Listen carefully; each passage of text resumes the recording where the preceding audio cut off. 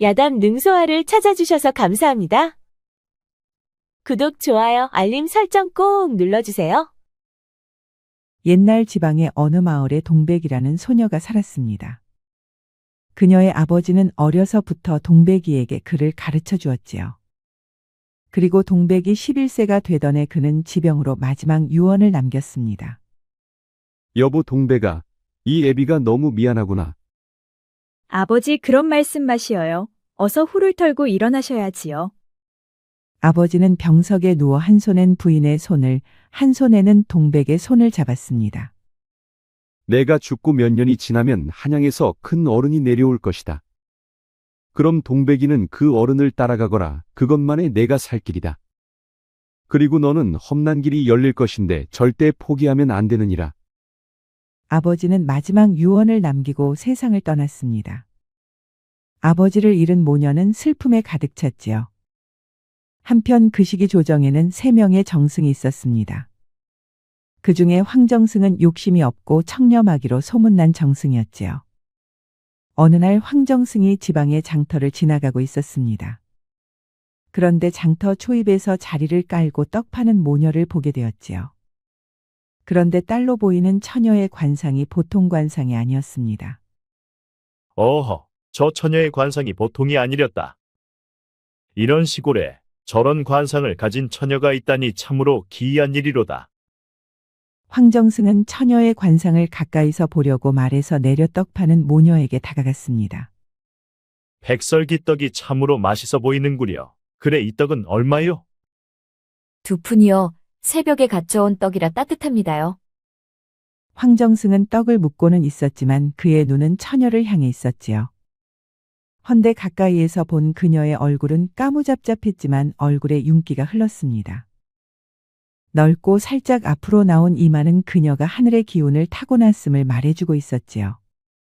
코와 입턱의 모습이 모두 넉넉하고 눈빛은 총기가 있어 보였습니다.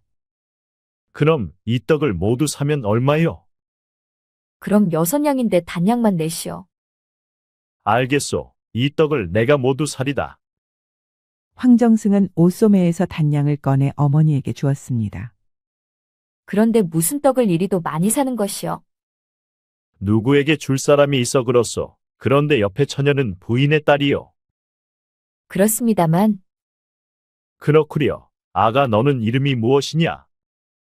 동백이라 합니다. 올해 나이는 몇이냐? 13세입니다.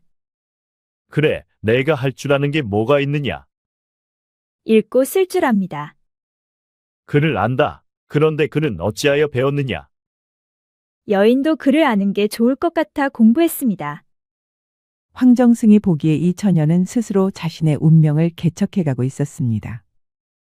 그 시대의 여인들이 글을 배운다는 것은 쉽지가 않은 일이었지요. 그렇구나. 내가 산 이 떡을 내게 주마. 너는 이 떡으로 무엇을 하겠느냐? 초면에 이 많은 떡을 제게 주시는 이유가 무엇인지요? 처음엔 이 떡을 집으로 가져가 먹으려 했다. 헌데 지금 내 마음이 바뀌었다. 그래서 내게 주는 것이다. 이해는 되지 않으나 감사합니다. 황정승은 자리에서 일어나 말 타고 장터 쪽으로 사라졌습니다. 참 희한한 사람도 다 있구나. 그런데 이제 이 떡은 내 떡인데 어떡할 거니? 이 떡은 거린촌에 주었음에요. 내 떡이니 내 뜻대로 하거라. 동백은 떡을 이고 가 거린촌 사람들에게 떡을 건네주었습니다. 아니, 오늘은 떡이 왜 이렇게 많아? 어떤 손님이 사주셨어요? 아, 그래. 누구인지 몰라도 참으로 고맙구나. 매번 떡을 가져다 주어서 참말로 고마웠는데 오늘은 잔치라도 벌여야겠구만. 동백과 어머니는 팔고 남은 떡을 거린촌에 가져다 주곤 했었지요. 그런데 오늘은 황정승 덕분에 떡을 통째로 가져다 줄 수 있었습니다. 그런데 그런 모습을 멀찍이서 황정승이 숨어서 보고 있었지요. 심성까지 참으로 곱구나. 황정승은 동백의 심성을 알아보고자 그녀에게 떡을 주어 그 떡을 어떻게 하는지 시험해 본 것이었지요. 왕우장상의 관상과 고운 심성이라 국모로서 손색이 없도다. 허나 국모가 되지 못하면 사내들 등살에 단명할 팔자로다. 헌데 신분이 천하니 앞날이 가시밭길이로다. 집으로 돌아온 황정승은 고심 끝에 다음날 일찍 머슴을 불렀습니다. 내가 동백이라는 떡 파는 모녀를 아느냐? 아, 그 아비 없이 모녀 둘이서만 사는 처녀를 말씀하시는군요. 내가 지금 가서 그 동백이라는 처녀 좀 데려오너라. 네, 알겠습니다요. 대감마님. 황정승의 명을 받은 머슴은 동백의 집으로 달려갔습니다. 계시오? 누굴 찾아오셨소? 우리 정승대감께서 동백처녀를 데려오라 하시었소. 아니, 어느 정승대감을 말씀하시는 거요? 떡을 산선비라 말하면 알 것이라 했소. 아, 그분이 정승대감이었소? 헌데 우리 동백이는 무슨 일로 찾는단 말이요? 몇 가지 물어볼 게 있다 하시었소이다. 그 말에 어머니는 잠시 생각에 잠겼습니다. 남편이 죽기 전에 한 말이 생각났지요. 여보, 우리 동백이는 하늘의 기운을 타고 태어났어. 내가 죽고 나면 한양에서 큰 어른이 내려와 동백이를 찾을 것이요. 그럼 그때 그분을 믿고 동백이를 맡기시오. 그것만이 동백이가 살 수 있는 길이요. 알겠소. 잠시만 기다려 주시오. 어머니는 동백이를 깨끗이 씻기고 깨끗한 옷으로 갈아입혔습니다. 동백아, 내 말 잘 듣거라. 어제 우리에게서 떡을 모두 산 분이 정승대감이시란다. 아버지 유언대로 한양에서 내려오신 어르신이 내게 물을 게 있다 하시니 가서 성심성의껏 답하거라. 네, 알겠어요, 어머니. 동백은 머슴을 따라 황정승이 머무는 집으로 향했습니다. 어머니는 동백의 뒷모습을 보면서 옷소매로 눈물을 닦았지요. 대감마님 본부대로 동백처녀를 데려왔습니다요. 이리 들라 하라. 동백은 신발을 벗고 황정승이 있는 사랑채로 들어갔습니다. 그리고 황정승에게 큰절을 하였지요. 동백이라 합니다. 그런데 어찌 절 찾으셨는지요? 내게 몇 가지 물어볼 게 있어 불렀느니라. 내가 그를 안다 하였으니 내가 묻는 말에 한번 답해보거라. 황정승은 동백에 대하여 더 많은 것을 알고 싶었습니다. 어제는 심성을 시험해 보았으니 오늘은 그녀의 지혜와 총기를 알아볼 심산이었지요. 만일 좁은 길에 두 수레가 마주 섰거든 어느 쪽이 먼저 비켜야 하겠느냐? 동백은 잠시 생각하는 듯 하더니 이내 공손히 대답했지요. 무겁고 큰 수레는 비키기 어려우니 작은 수레가 먼저 비켜야 합니다. 하지만 큰 수레가 먼저 비켜준다면 더 큰 도량이 드러나 사람들로부터 덕망을 얻겠지요. 동백의 말에 황정승은 속으로 크게 감탄했습니다. 단순한 정답을 넘어 이치와 덕까지 아우른 답을 내놓았기 때문이었지요. 그녀는 황정승이 묻는 질문의 의도를 정확히 꿰뚫어 보고 있는 듯 했습니다. 그럼 이번 문제도 한번 맞춰보거라. 만일 나라의 곡식은 넉넉한데 백성이 굶주린다면 그 까닭은 무엇이겠느냐? 재물이 아무리 많아도 나누지 않으면 빈곤은 사라지지 않습니다. 나라의 국가는 채워져 있으나 백성이 굶주린다면 이는 권세 잡은 자의 마음이 가난해서 생기는 것입니다.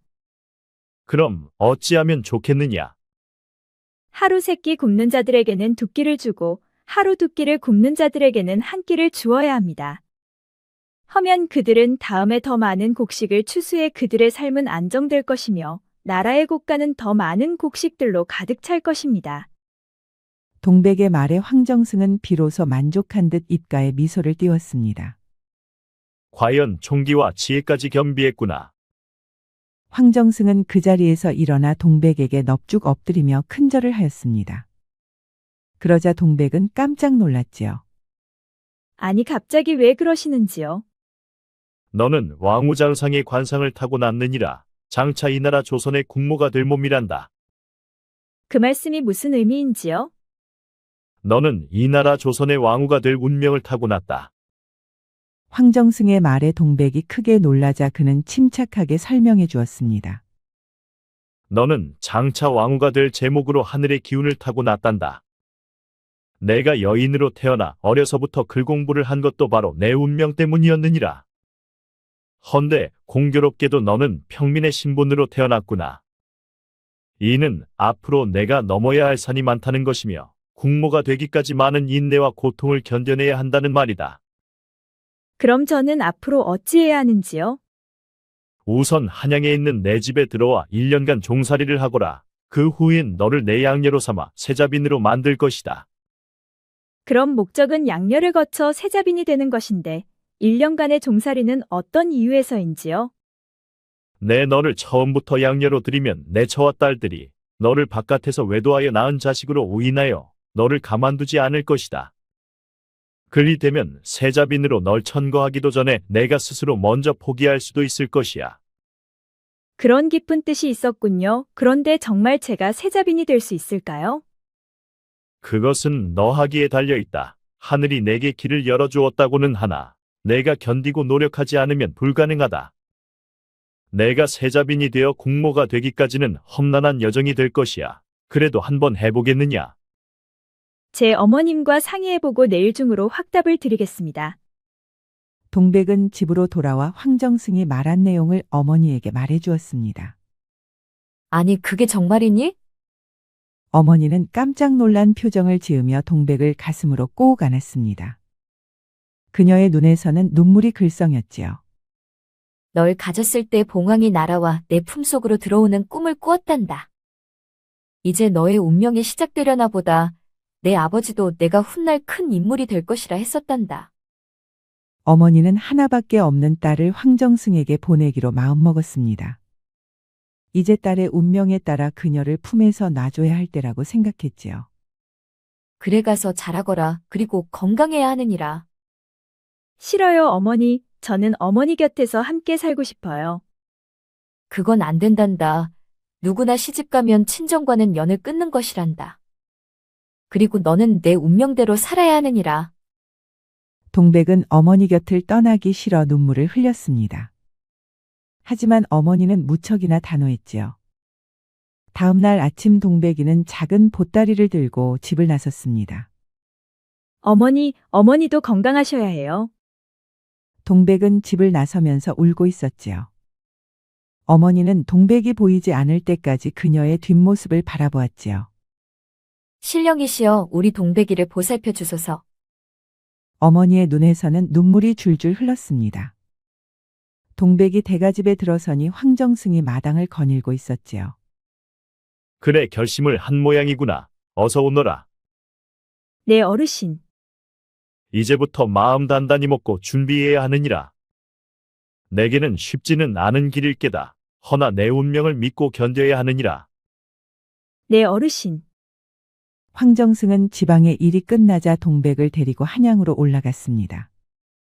이제 동백의 험난한 여정이 시작된 것이지요. 한양 황정승의 집은 넓은 기와집에 깔끔하게 정돈이 잘 되어 있었습니다. 어서 오시오, 영감. 어서 와요, 아버지. 그런데 데리고 온 이 아이는 누구요? 이 아이는 앞으로 여종으로 일할 아이요. 내 서재를 청소하고 먹가는 일을 할 것이요. 황정승의 안부인은 동백을 탐탁치 않은 눈으로 흘겨보았습니다. 이복의 허서방, 이 아이에게 방을 하나 내주고 밤마다 방에 불도 넣어주거라. 알겠습니다요, 대감. 이복이 어서 날 따라오시게. 허서방은 동백을 데리고 가서 숙소를 안내해 주었습니다. 자네는 앞으로 이 방을 쓰시게. 첫날은 내가 방에 불을 넣어줄 것이나 앞으로는 자네가 직접 해야 하네. 네, 알겠습니다. 동백은 여종의 숙소에 짐을 풀고 한양에서의 새로운 삶이 시작되었지요. 그런데 안채에서는 황정승의 부인과 딸들이 모여 동백에 대한 말들이 많았습니다. 그런데 어머니, 아버지가 데려온 여종 말이어요. 왜 그년에게는 서재 청소나 먹을 가는 쉬운 일만 시킨대요? 글쎄다, 처음부터 쉬운 일만 시키면 못된 버릇만 생길 것인데 왜 그리 하는지 나도 잘 모르겠구나. 혹시 아버지가 밖에서 외도했거나 우리도 모르는 후첩의 소실이 아닐까요? 내 말을 듣고 보니 그럴 수도 있을 것 같다. 그러니 저리 싸고 도는 것일게지. 황정승은 장차 왕후가 될 몸이라 쉬운 일을 골라 역할을 주었지만 안부인과 딸들은 그런 배려 때문에 그녀를 의심하였지요. 동백은 아침 일찍 일어나 서재 청소를 시작했습니다. 그리고 흩어진 책들을 모아 깔끔하게 정리를 했지요. 그러자 잠시 후 황정승이 서재로 들어왔습니다. 어제 내가 보던 책이 안 보이는구나. 어디에 두었느냐? 책들이 찾기 어렵게 되어 있어 왼쪽부터 부수별로 정리해 두었습니다. 그렇구나. 그리 해놓으니 찾기가 훨 수월하다. 황정승은 시키지 않아도 알아서 책들을 찾기 쉽게 정리해 놓은 것을 보고 속으로 감탄했습니다. 그녀는 잘못을 바로 잡을 수 있는 능력을 가지고 있었지요. 그리고 너는 틈나는 대로 이 책들을 보거라. 이것은 내운과 규합 총서이고 가래와 국조오래 등도 익혀 놓아야 하느니라. 알겠습니다. 동백은 서재에서 황정승의 먹을 갈며 틈틈이 책을 보았습니다. 왕실의 법도와 중궁전에서 반드시 알아야 할 것들을 책을 통해 열심히 공부했지요. 그런데 새로운 여종이 하루 종일 서재에서 황정승 곁에 붙어있자 안부인과 딸들은 의구심만 더욱 커져만 갔습니다. 어머니, 이건 뭔가 이상하지 않아요? 어째 아버지는 전영과 하루 종일 서재에만 있단 말이요? 혹시 우리 아버지가 저 종년하고 바람난 거 아닐까요? 아직 확인된 것은 없으니 일단 좀 더 지켜보자꾸나. 안부인과 딸들은 새로 들어온 동백이 때문에 촉각을 곤두세우고 있었습니다. 그런데 동백이 서재로 한번 들어가면 해질 때가 되어서야 나오곤 했지요. 어느 날 황정승이 대궐에 입궁하고 자리에 없자 안부인이 동백을 불렀습니다. 너는 하루 종일 서재에서 무엇하는 것이냐? 대감께 책도 찾아주고 먹도 갈아드립니다. 아니 무슨 놈의 먹을 하루 종일 간단 말이냐?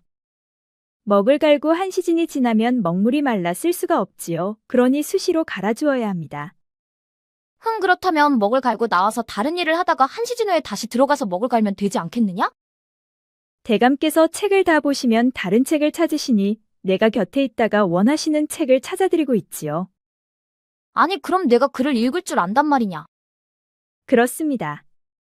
동백이 그를 안다는 말에 안부인과 딸은 깜짝 놀라 서로의 얼굴을 바라보았습니다.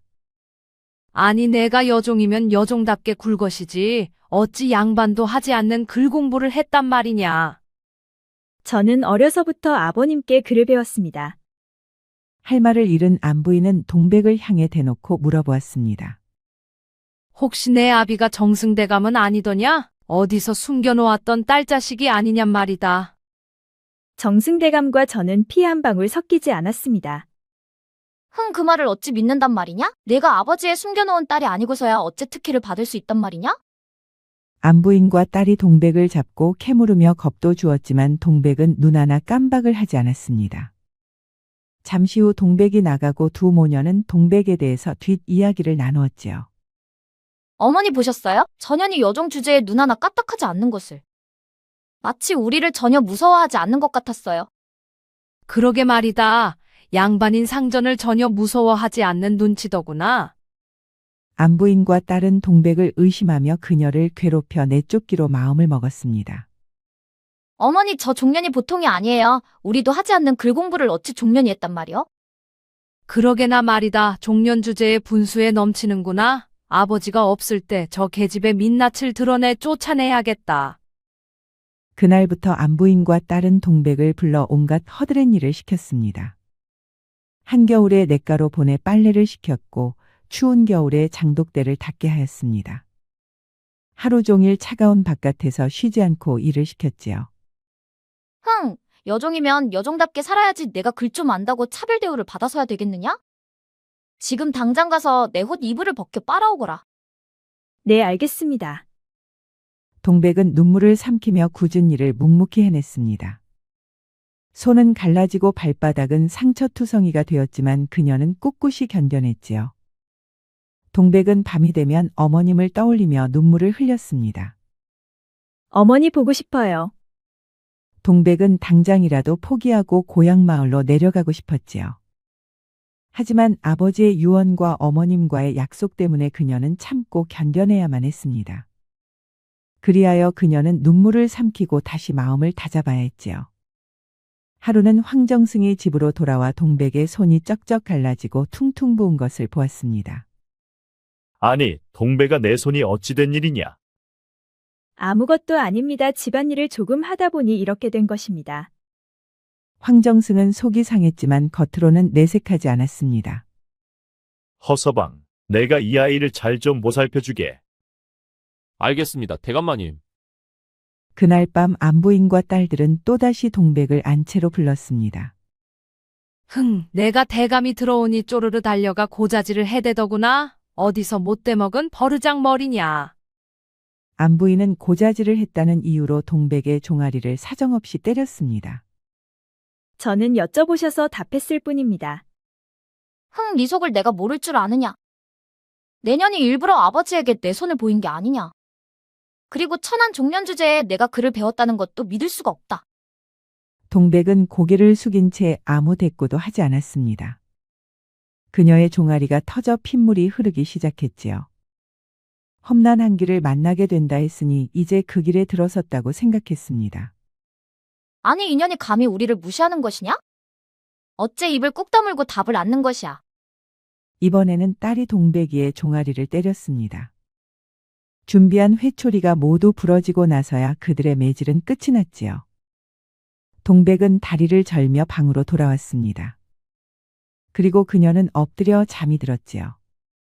그녀의 베개는 그녀가 흘린 눈물로 촉촉히 젖어 있었습니다.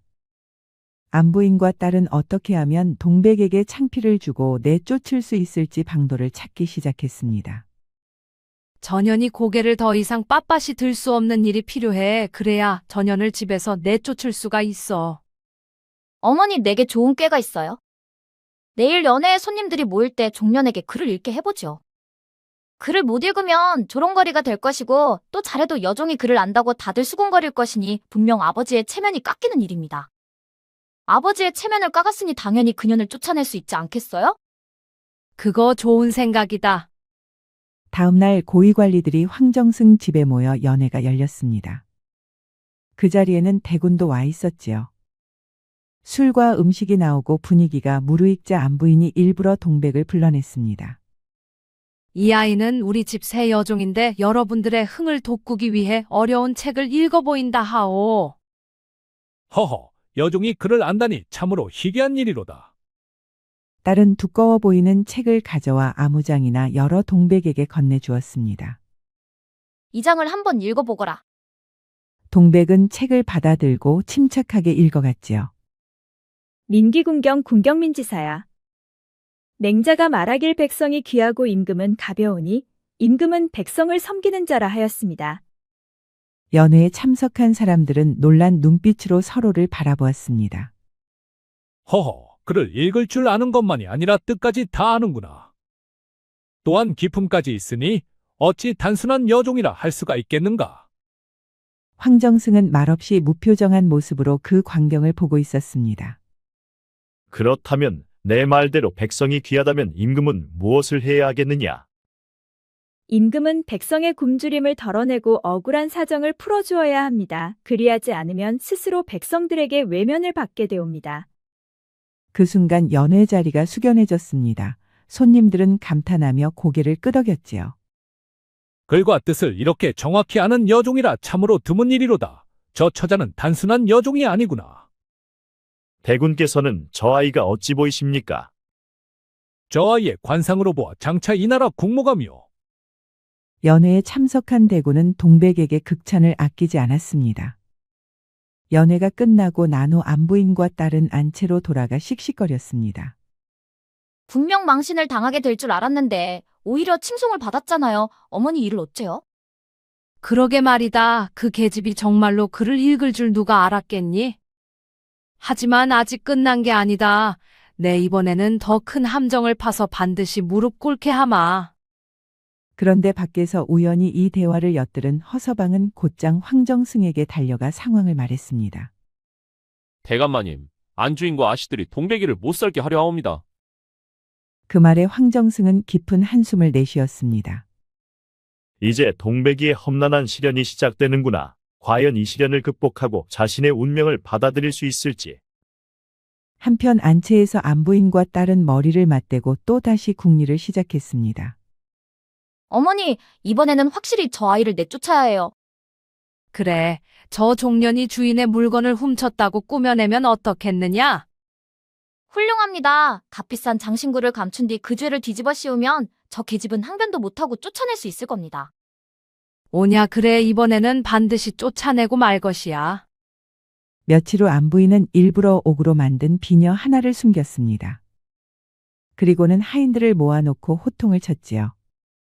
내 집에서 비녀가 사라졌다. 감히 내 물건을 훔친 자가 누구냐? 하인들은 놀라 서로 얼굴만 쳐다보았습니다. 그러자 곧달이 나서 말했지요. 어머니, 요즘 서재에 드나들던 그 여종이 수상하지 않습니까? 사랑채와 안채를 맘 놓고 다니는 이는 그 계집뿐이옵니다. 그렇다면 당장 그년을 불러오너라. 하인들이 달려가 동백을 불러왔습니다. 내가 내 옥비녀를 훔쳤느냐? 저는 아무것도 훔치지 않았습니다. 그렇다면 내 방을 수색해도 되겠느냐? 그렇게 하시지요. 안부인과 딸이 다른 하인들을 시켜 동백의 방을 샅샅이 뒤졌습니다. 아니 그런데 놀랍게도 이불 속에서 사라진 안부인의 옥비녀가 나오는 게 아니겠습니까? 역시 내 짓이었구나. 감히 여종 주제의 주인의 물건을 훔치다니 당장 내쫓아야 합니다. 하인들도 술렁거리기 시작했습니다. 동백이 마님의 옥비녀를 훔쳤다는 사실에 모두가 놀랐지요. 하지만 동백은 차분히 고개 들고 말했습니다. 저는 절대 훔치지 않았습니다. 뭔가 착오가 있었던 것 같습니다. 감히 내 물건을 훔치다니 내년을 일벌백계로 삼을 것이다. 여봐라, 이년을 당장 멍석마리를 하거라. 하인들은 동백을 멍석마리 했습니다. 그리고 몽둥이로 사정없이 내리쳤지요. 동백은 입술을 깨물고 고통을 참았습니다. 그런데 그때 황정승이 집으로 돌아왔지요. 이게 다 무슨 일이요? 영감 이년이 내 옥비녀를 훔쳤소. 해서 일벌백계를 삼는 중이요. 그 말이 맞느냐, 동백아?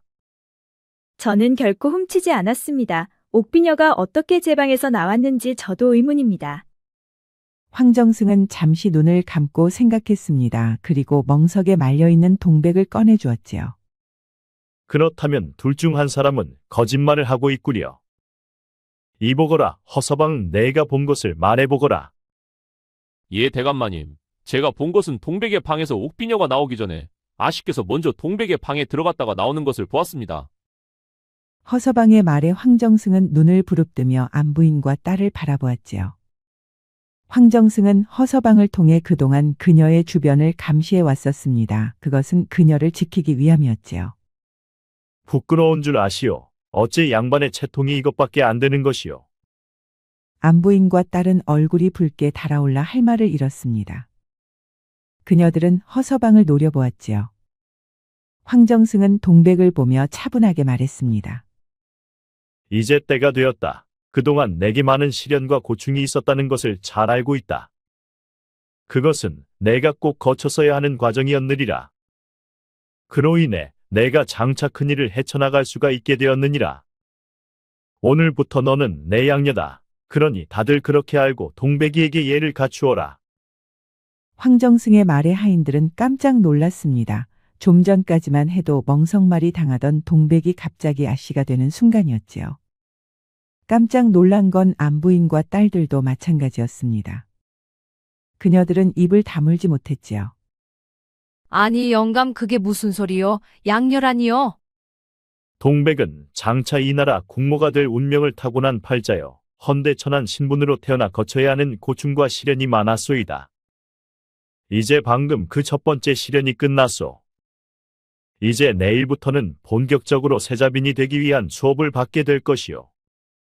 아니 아버지, 저 계집이 세자빈이라뇨. 그 자리는 내 자리가 아닙니까요? 세자빈은 장차 이 나라 국모로 가는 길이다. 아무나 국모가 될 수는 없느니라. 아니 아버지는 지금 저를 무시하는 겁니까? 제가 저 계집보다 뭐가 부족해서 자격이 없다 하시는지요? 아버지는 친딸인 저보다 어째 저 천한 종년을 세자빈으로 점찍으셨냔 말입니다. 황정승의 딸을 울고불며 아버지를 붙들고 말해보았지만 황정승은 목석처럼 흔들림이 전혀 없었습니다. 그날 이후 동백은 황정승의 양녀가 되었습니다. 그리고 세자빈이 되기 위한 수업을 받기 시작했지요. 그러던 어느 날 대비전에서 나온 사람이 황정승을 찾아와 말했습니다. 대비마마께서 황정승의 양녀를 데려와 보라 명하셨습니다. 그랬단 말이요. 대비께서는 어떻게 내 양녀를 아시고 부르셨소? 황정승의 양녀가 똑똑하다는 것을 대군께서 들으시고 대비께 귀뜸해줬다 하셨습니다. 그랬소. 알겠소. 바로 준비하리다. 황정승은 최상궁을 따라 양녀 동백과 궁으로 들어갔습니다. 그래, 내가 동백이더냐? 그렇습니다, 대비마마. 대비마마는 동백의 얼굴을 찬찬히 살펴보았습니다. 과연 내가 왕우장상의 관상을 타고났구나. 헌데 글은 어찌하여 배우게 되었느냐? 아버지께서 제가 어렸을 때부터 가르쳐 주셨습니다. 그렇다면 내 아비는 장차 내가 국모가 될 것을 미리 알고 있었단 말이 되겠구나. 그리하여 내게 글을 가르친 이유일 테고. 황공하옵니다, 대비마마. 대비마마는 고개를 끄덕이며 미소를 지었습니다. 그러나 바로 이어서 날카로운 질문을 던졌지요. 내가 묻는 말에 답해보거라. 세상은 법으로 다스린다 하나 법이 백성을 괴롭히면 어찌해야 하겠느냐? 법은 본디 백성을 지키기 위한 제도여야 하옵니다. 허나 권세가들이 이를 억압의 칼로 쓰면 임금께서는 그 칼을 거두고 엄벌에 처해야 합니다. 동백에 당차고 거침없는 말에 내관과 궁녀들이 웅성거렸습니다. 어린 나이에 이렇게 분명한 이치를 말하다니 놀랍기 그지없었지요. 대비마마는 후원 연못가로 자리를 옮겨 또 하나의 문제를 냈지요.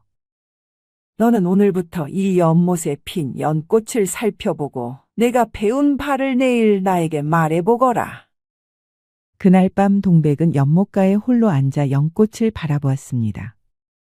달빛에 비친 연꽃은 진흙 속에서 피어나 향기를 뿜어내고 있었지요. 흙은 탁하되 꽃은 맑구나. 이는 사람도 신분이 낮다 하나 마음이 곧으면 군자의 도를 이룰 수 있음을 말하는 것이리라. 동백은 대비마마의 의중이 무엇인지를 생각하며 연꽃을 바라보았지요. 그리고 다음날 아침 동백은 대비마마 앞에 다시 섰습니다. 그래, 연꽃을 보고 무엇을 깨달았느냐? 연꽃은 진흙 속에서 피어나되 그 빛깔은 더럽히지 아니하옵니다.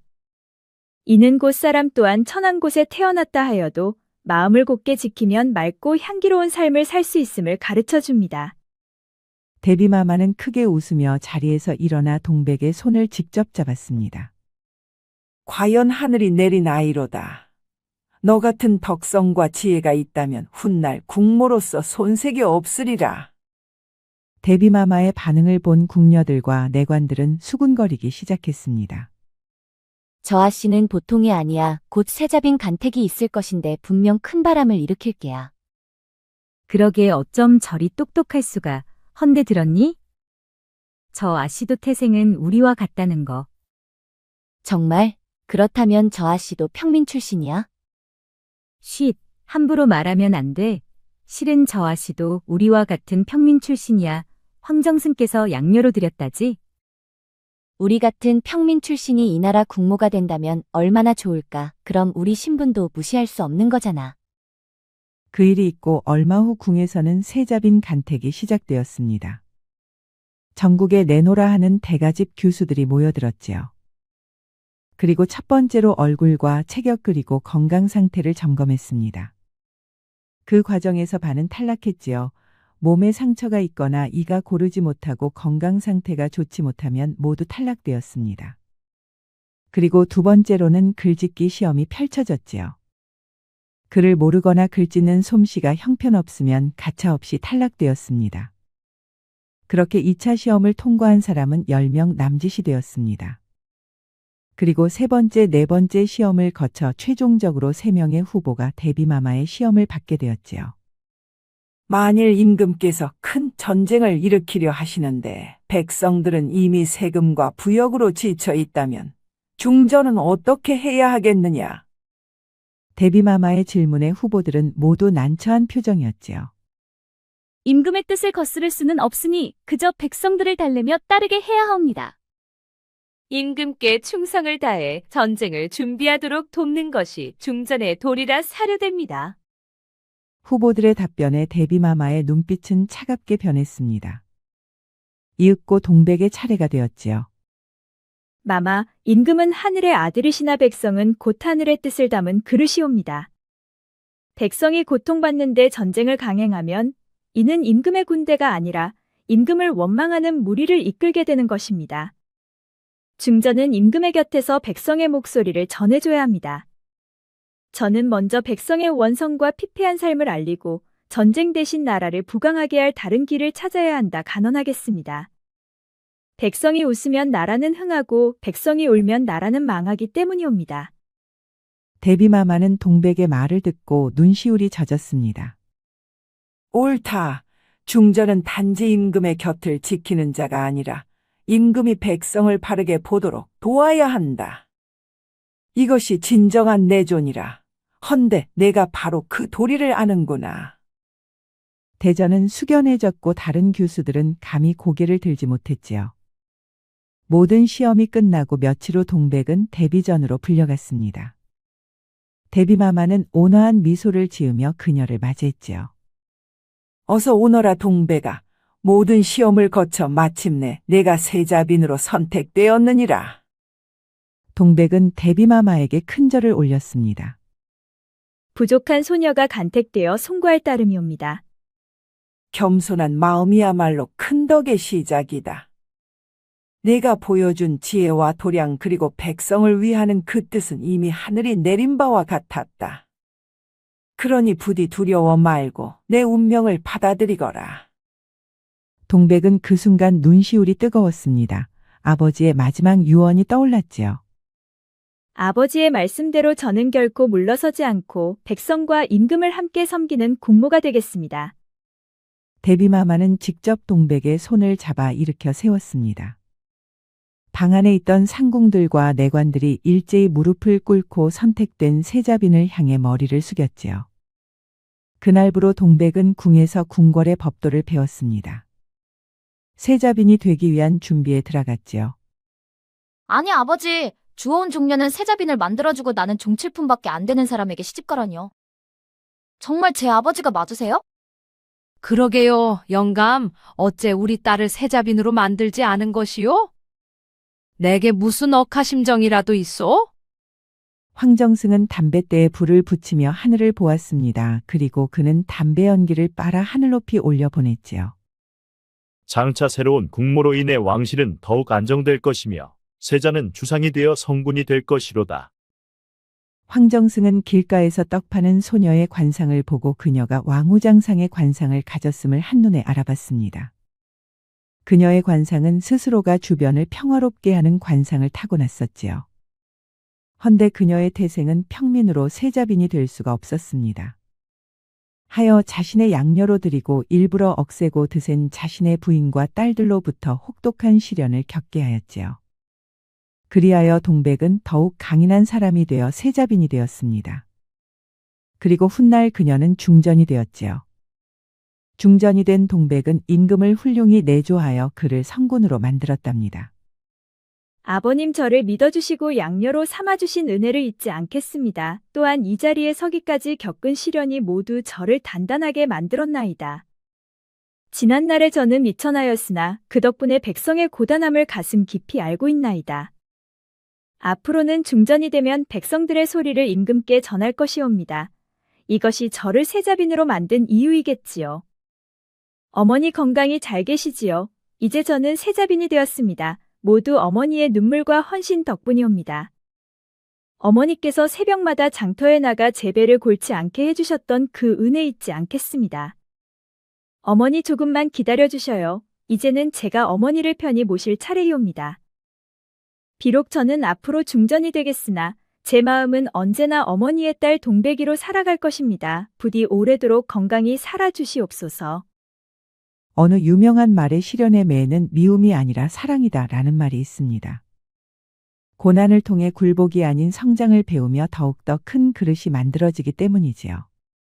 그러니 고난은 그릇이 만들어지는 과정이 아닐까요? 구독과 좋아요, 알림 설정을 꼭 부탁드립니다. 우리 이야기가 재미있으셨나요? 다음 이야기도 재미있는 이야기가 많으니 다음 영상도 재미있게 봐주세요. 그럼 여러분 모두 오늘도 행복하고 즐거운 시간 되세요.